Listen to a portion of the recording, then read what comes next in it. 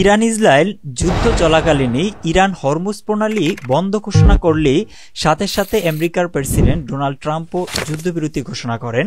অর্থাৎ আমেরিকার কাছে হরমুজ প্রণালী অনেক গুরুত্বপূর্ণ। কিন্তু কেন? এই প্রশ্নের উত্তর জানতে হলে আমাদেরকে হরমুজ প্রণালীর ভৌগোলিক অবস্থান সম্পর্কে জানতে হবে। হরমুজ প্রণালী পারস্য উপসাগর ও ওমান উপসাগরের মাঝখানে অবস্থিত। এটির পূর্বে ইরান এবং পশ্চিমে ওমান ও সংযুক্ত আরব আমিরাত।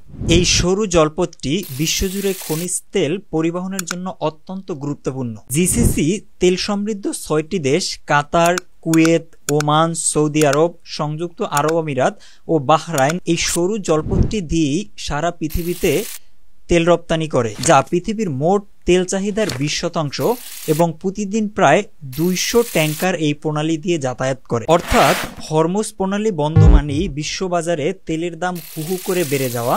এছাড়াও এই প্রণালীর মাধ্যমে কেবল তেল নয়, তরল প্রাকৃতিক গ্যাসও রপ্তানি হয়, বিশেষ করে কাতার থেকে। এ কারণেই অঞ্চলটি রাজনৈতিকভাবে খুবই স্পর্শকাতর। ইরান, ওমান, সংযুক্ত আরব আমিরাতের নিয়ন্ত্রণ ঘিরে এখানে প্রায়ই উত্তেজনা তৈরি হয়। এমনকি অনেক দেশ তাদের নৌবাহিনী মোতায়েন করে রাখে এই পথে নিরাপদ চলাচল নিশ্চিত করতে।